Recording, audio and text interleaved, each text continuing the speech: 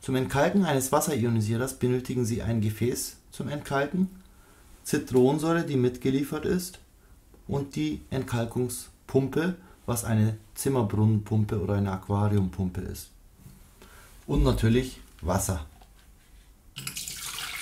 Es sollte warmes Wasser sein, also gerne heißes Wasser einfach reinschütten und nicht ganz voll füllen.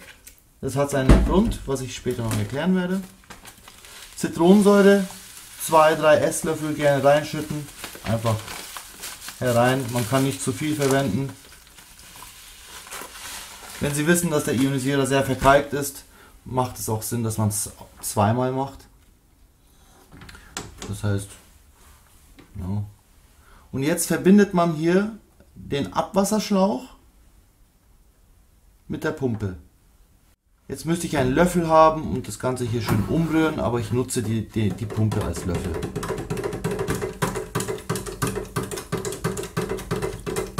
So. Der Rest wird sich dann selber auflösen während des Entkalkungsprozesses. Und bevor ich die Entkalkung starte, ist es jetzt wichtig, dass ich hier auf gefilterte Stufe am Wasserionisierer drücke und jetzt einmal anmache. Man sieht, es sind Luftblasen herausgegangen und aus. Jetzt sind die Luftblasen herausgegangen und ich habe jetzt sozusagen die Pumpe perfekt vorbereitet, um zu entkalken.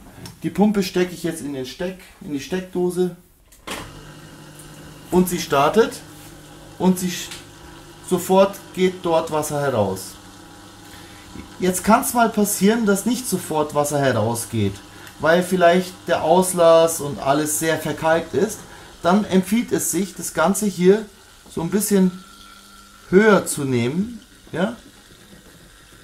Und den Auslass so ein bisschen so niedrig wie möglich zu halten, damit die Pumpe praktisch ein bisschen von der Schwerkraft einen Anschub bekommt, ja? Und die Pumpe sollte auch, soweit es geht, unten im Glas sein, damit auch die Höhe der Wassersäule auch sie unterstützt beim Entkalken. Aber wir sehen, es hat so von Anfang an funktioniert, aber dennoch empfehle ich, ein Podest zu verwenden. Ja, und man sieht, der Wasserionisierer, ja, da kommt schon Kalk heraus. Das heißt, hier am Auslass, innen drin, war schon Kalk abgelagert.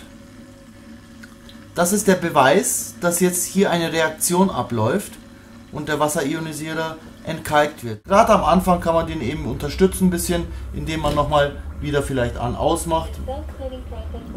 Man sieht, da kommen Bläschen raus und wieder aus. Man sieht, dann läuft er wieder flüssiger. Und jetzt lassen wir den 3-4 Stunden am liebsten laufen. Kann auch nur 2 Stunden sein, je nach Verkalkungsgrad. Wenn ich das Gefühl habe, er ist sehr verkalkt, mache ich, dass ich dann einfach im Nachhinein noch ein bisschen Zitronensäure da reinfülle. Nicht viel, einfach so ein bisschen noch. Sozusagen nochmal die Säure wieder ein bisschen aufpeppe. Wenn dieses Wasser komplett klar wird, dann kann man schon langsam davon ausgehen, dass er komplett entkalkt ist. Das heißt, wenn da keine Bläschen mehr rauskommen, dann kann man mit der Entkalkung langsam aufhören und das Ganze dann wieder freispülen. Gehen wir mal davon aus, dass er 3-4 Stunden entkalkt hat. Natürlich die Pumpe zuerst einmal abstecken. Und jetzt, während die Pumpe angeschlossen ist, ich nehme die Zitronensäure weg, während die Pumpe angeschlossen ist, mache ich jetzt den Wasserionisierer an.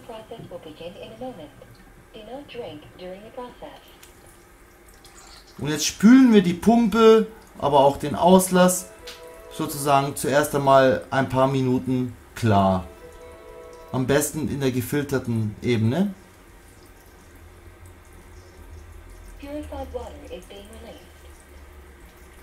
Ja, ich tue dann auch hier den Schlauch so ein bisschen von der klebrigen Zitronensäure befreien. Die Zitronensäure wird dann klebrig, wenn sie trocknet. Wenn sie flüssig ist, ist sie nicht klebrig. Und jetzt kann ich das abstecken. Ja.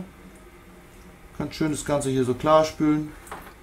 Die Pumpe, die muss klar gespült werden, damit sie das nächste Mal keine Anlaufschwierigkeiten hat. Sie muss klar gespült werden und schön getrocknet werden, damit sie lange Jahre verwenden können. Falls die Pumpe doch mal Anlaufschwierigkeiten hätte, gibt es eine Lösung, bevor Sie uns anrufen. Das ist die zweite Lösung.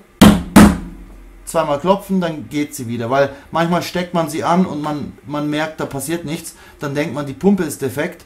Aber während sie angesteckt ist, zweimal klopfen und sie wird dann plötzlich loslaufen. Wenn sie nicht losläuft, kann man sie immer noch so ein bisschen in Wasser einweichen, so für 10, 15 Minuten mal Wasser durchlaufen lassen, vielleicht sogar den Abwasserschlauch dran stecken, weil dadurch fließt ja Wasser dann durch die Pumpe, das macht der Pumpe nichts.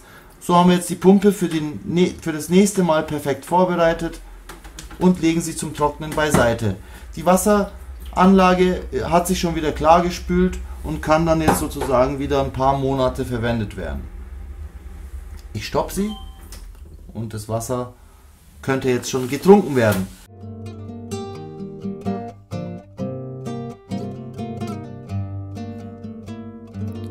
Um serviço de alto-falante,